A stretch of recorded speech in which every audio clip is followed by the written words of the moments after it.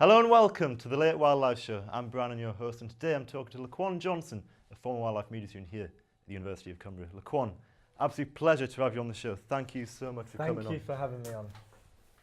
So then I'll be talking to Laquan in just a little bit all about his experience studying wildlife media and also his amazing trip to Kenya. But before we find out a little bit about that, here's some footage from earlier on this week where we sent out current student Oscar for a little day out in the Lake District. Have a look at this. Hi guys, today I'm in the Lake District in Martindale near Ullswater. I'm going to be climbing up there. Let's go.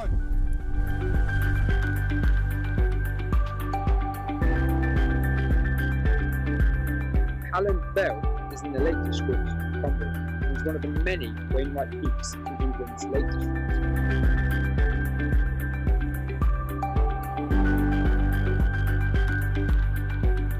It's really windy up here. The wind speeds are about 40 miles per hour. From the summit, we have amazing views across Ullswater, Helvellyn and Blencathra.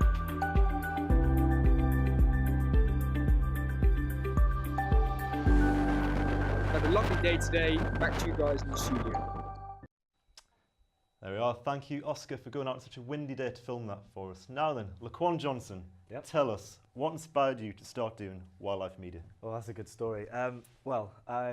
My mentor, her name's Rosie, she kind of told me, because I was struggling to find a course, she was like, whatever course makes your heart beat, go for it. Yeah. I found wildlife media at the University of Cumbria, my heart beated, so I was like, yep, that's the Yeah. one. But just to kind of like spice it up a little bit, this is the only uni that offers this degree, so it's kind of compulsory, I had to come, but I'm glad I did. Yeah, and that's it. So what did you enjoy most about the course? There's loads of fascinating things you were doing, but if you could pick one memorable thing about the course, what would it One be? memorable thing about the course, that's a good question.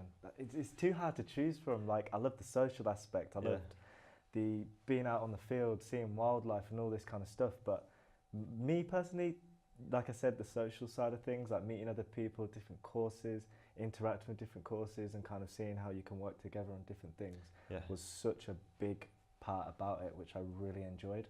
Yeah, that's it. So are you actually working with any wildlife at the moment? Any plans for the future? No, I'm not working with any wildlife at the moment, which is a shame. Obviously, because I'm the academic officer at the university, that's kind of taken up a lot of my time. So I've got to really focus more on the student side of stuff, you know what I mean?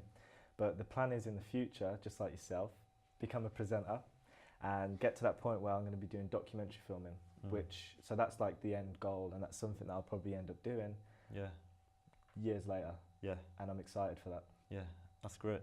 So obviously you've done the whole degree, the whole wildlife degree. What advice would you give to people starting out in a wildlife course? That's a good question. I got so much that I could give advice on. I think the one thing that helped me over the past 3 years was a few things that my dad actually said to me. He said, son, no matter what situation you're in, always be yourself and never give up. So it's good advice. Those key words just got me through the past 3 years, and it's helped me and it's got me here. So that's my advice to everyone else. Yeah, well, great advice. We're going to be talking to you a little bit later on, and we're also going to show a bit of your work too. But now though, let's find out a little bit about where wildlife students like to get closer to nature. Take a look at this. Wildlife media students at the University of Cumbria are always looking for great places to spot wildlife, and one of their favourites is Escrook Nature Reserve in Lockerbie. The reserve is home to an abundance of wildlife, and its pine forests are the perfect habitat for red squirrels to thrive in. However, red squirrels aren't the only species that call the reserve home. Birds such as swans, pheasants, tawny owls and woodpeckers all pay visits to the ponds and forest feeders, and students often come here to seek out other animals too. With such a range of amazing wildlife, it's no wonder the wildlife media students love it.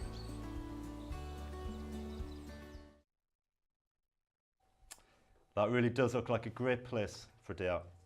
Now then, moving on from our local wildlife to some a bit further afield, Laquan recently travelled to Kenya and has some amazing photos to show us now. Laquan, what made you go to Kenya? Oh, well, the first time I went was back in 2013. The reason why I went, it wasn't really my choice. It was sort of a thing where somebody said, like, it'll be a good experience for you, it'll be life-changing.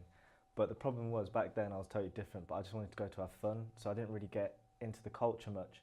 So I ended up going again in 2017, but this time really talking to the locals and understanding their culture, because I thought it'd be an important thing, and it's changed my life completely.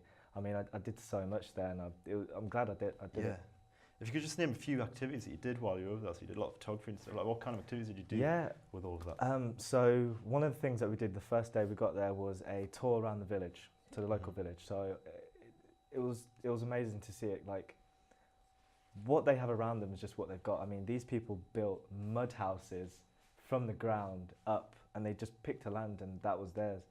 So it was quite cool to see that. I went on a 3-day safari, so there's a few photos that have been shown of that, which was a great experience. I went on a snorkeling trip, went to a restaurant, a really posh one, as they would say, Yeah. which was a nice sort of change. I was out in the city and all this, and it was crazy, but that was Yeah. the sort of stuff I did. I bet it was a really eye-opening experience too, isn't it? Yeah, 100%. It was Yeah. eye-opening for me. So, can you tell us a little bit about some of the photographs that you took while you were over there? So I took loads of photographs of everything. I mean, I went back because I wanted to document the experience. I wanted to show everyone everything. So not only did I take photos, but I also took footage. Quite in particular, I took a lot of photos of the wildlife there, obviously, considering I'm a wildlife media student. So one of them that I took photo was an elephant, and this was shot in one of the locations in the safari where we got really close. It was like a little mini watering hole, and there was loads of them, but I managed to take a photo of that, and I also made a story, which is why that photo is so special to me. Yeah. Also, I saw a lion, Yeah. which was amazing. Fantastic. And seeing the behaviour of the animals there was life-changing. It's Yeah. glad I did That's it. wonderful. I could talk about it all day. I really could, but unfortunately, we do have to end the show this week. Thank you very much for coming on, Laquan. It's been an absolute pleasure. Thank you. Thank you for showing us some of your photos too. Make sure you tune in next week, where we'll be speaking to James Hughes, who'll be talking about his trip to Scotland to see some beavers, and also Usher investigates the problem with foxes in UK cities. You don't want to miss that one. But that's all from us for now. Good night.